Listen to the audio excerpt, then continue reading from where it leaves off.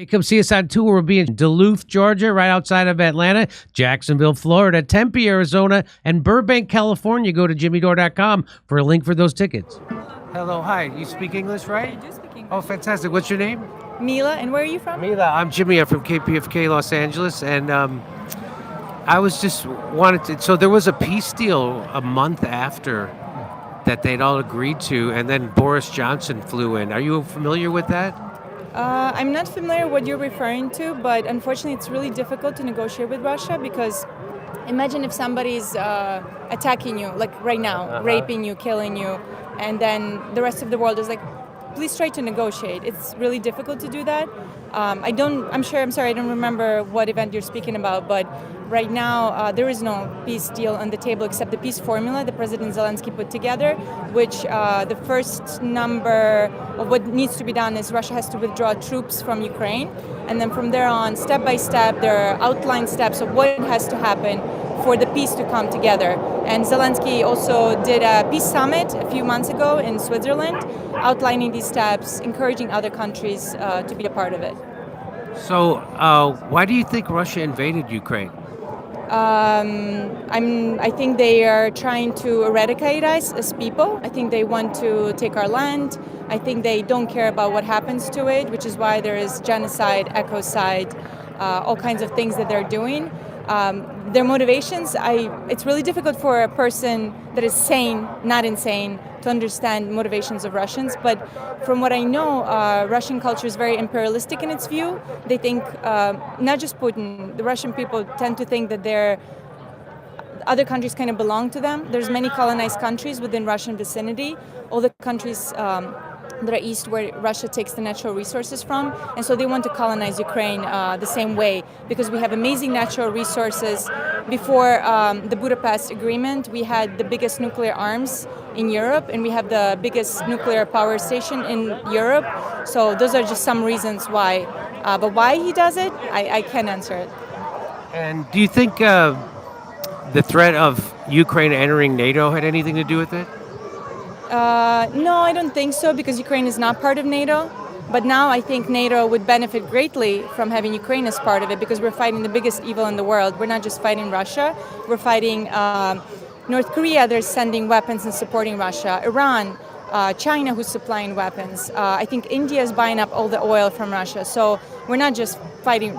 Russia is the face of it, of course. So it's just to say that we have the credibility that nobody else in Europe has right now. So I feel like NATO should want us now. But that's not the reason why they invaded, because we were never part of NATO. So that makes no sense. So do you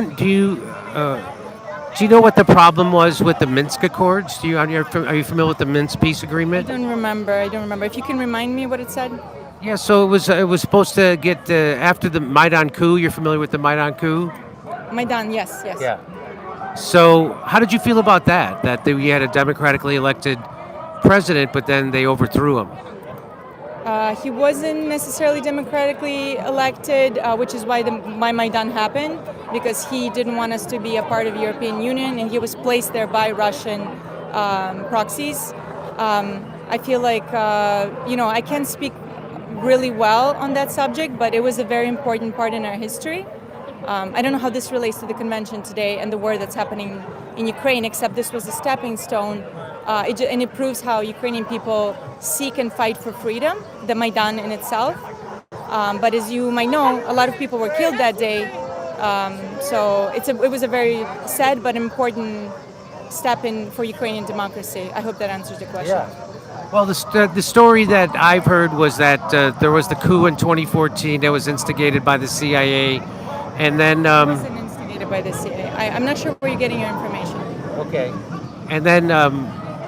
And then the government of Ukraine and the Azov battalion would be shelling the people in the Donbass who didn't want to go along with that coup government. I feel like you're saying a lot of Russian propaganda. Azov battalion is Ukrainian defenders of special forces. Think of like the Marines or the Navy SEALs. So these are all people that volunteered, and it's to be part of the battalion. So they've never heard Ukrainians, if that makes sense. So that's something the Russian propaganda puts out. So I'm not sure if I can follow the line of the of thinking that you're proposing because it's based on Russian propaganda. I'm sorry. So you're not aware of the shelling of the Donbass? What I'm aware of is what you're saying is based on Russian propaganda. So, okay. So that didn't happen? The government didn't shell the people in the Donbass? Ukrainian government? Yeah. No, Russian government did that. Oh, okay. And so, but you're not familiar with the Minsk peace accords? Can I ask what you're asking me about? What Well, I'm point trying you're to- trying to make? Well, I'm trying to understand if you understand what actually led to the war and the invasion, and it doesn't seem like you do. Because I think it's a very rude thing to say to a Ukrainian person if I'm answering all of your questions and you're trying to convince me to sound like something else. I'm not sure if you're trying to get views or what, but I'm just trying to ask you questions. Yeah, but you're asking me things that you're like, well, I don't know what you're trying to prove here. No, I'm just. If you have a real question, I already told you that. Okay. I answered your question. Okay. I was just trying to find out if you knew the steps that led up to Russia invade, and it was the threat of. I answered that specific question. Okay. Is there any other questions? that you Okay. I guess that'll be it then. have? Okay, thank you. Okay. Thank you. Okay. She doesn't know a thing about what she's talking about, and she doesn't know what the Minsk peace accords were. She doesn't know what the Azov battalion are Nazis. She doesn't know that the Ukraine government was shelling the Donbass. She doesn't know anything. She just thinks that Putin woke up one day and decided to invade Ukraine. Okay. Hey, come see us on tour. We'll be in Duluth, Georgia, right outside of Atlanta, Jacksonville, Florida, Tempe, Arizona, and Burbank, California. Go to jimmydore.com for a link for those tickets.